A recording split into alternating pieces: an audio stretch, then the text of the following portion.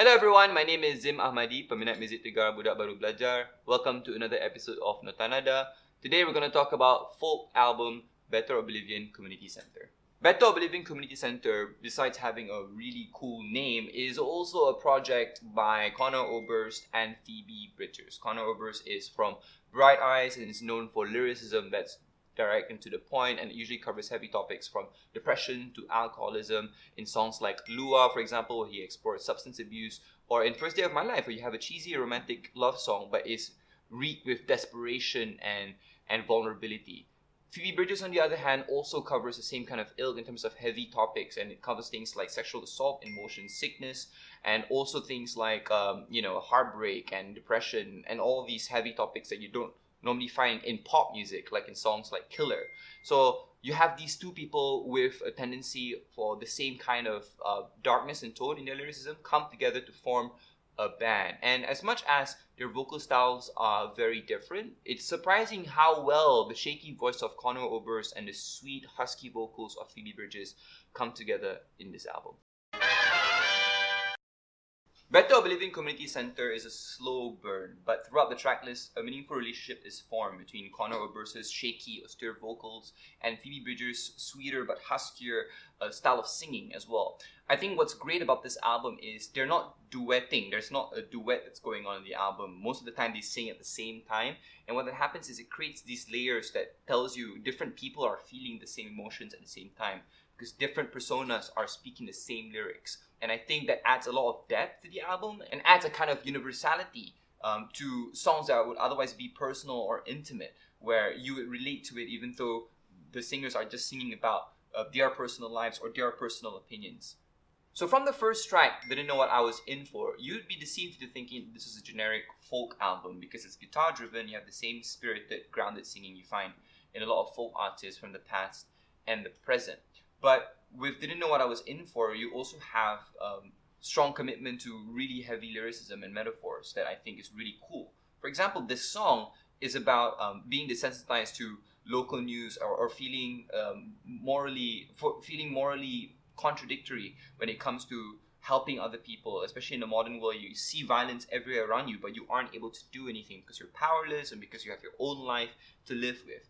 This is found in lyrics like, my arms was wrapped in straitjackets and I couldn't save those TV refugees. Lines like this are balanced by the fact that Conor Oberst and Phoebe Bridgers might cynically look at the world and question what it means to be moral in the modern world, but they don't ever do it sarcastically or with a cold heart. I think there's a lot of warmth and humility to it because they often include themselves in their criticism.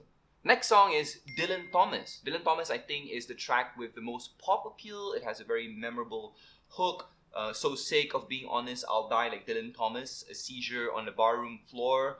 Like that, those type of lyrics stand out to me, not just in terms of the content of the lyrics, but in terms of the way it's phrased and the melody that follows it as well. And Dylan Thomas is actually a reference to a drunken Welsh poet, which I think is very appropriate considering Conor Oberst's persona as being the quote-unquote alcoholic folk singer that sings honest words no one else would sing. And if you don't know who Dylan Thomas is, you might have known his poem from the movie Interstellar, Don't Go Gently Into the Night. That's the same guy.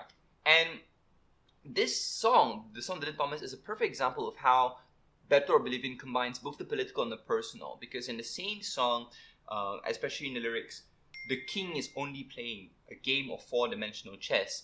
The band refers to Trump supporters who constantly justify the president's shortcomings or stupid mistakes by saying that people like him are playing a game of chess that we don't really understand. He knows something we don't. He is almost omniscient and we shouldn't question his decisions. And I think that the way in which Dylan Thomas explores that is very cool and very to the point. The other tracks I think that are bigger testaments to how full the sound of Better Oblivion is and how they're not just minimal folk artists playing guitar are songs like Chesapeake, in which you have theremin-like production that gives like the spacey alien noise in order to bring you to a surreal world.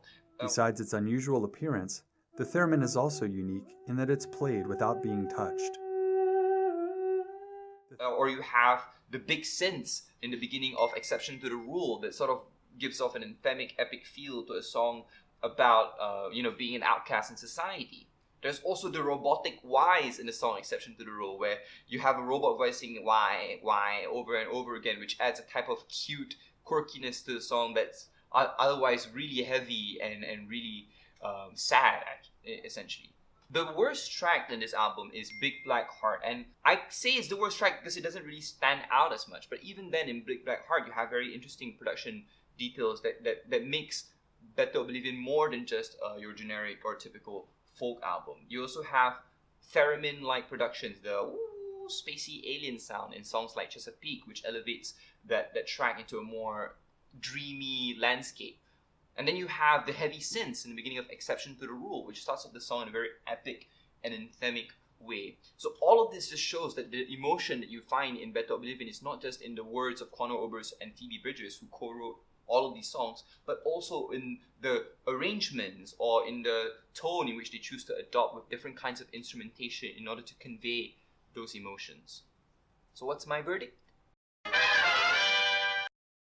At first I was very skeptical in terms of how exactly are these two singer-songwriters going to combine their chemistry, considering that Conor Oberst has a different vocal style and Phoebe Bridgers also has a sweet, husky kind of voice that doesn't really complement naturally, or you expect, with the drunken and austere vocals of Conor Oberst. But it works, and Better Oblivion is an example of how, when it's mixed together, when it's produced really well, two contrasting voices can send a very artful and strong message and can still sound cohesive. Better Oblivion is a pamphlet for a support group in the form of an album.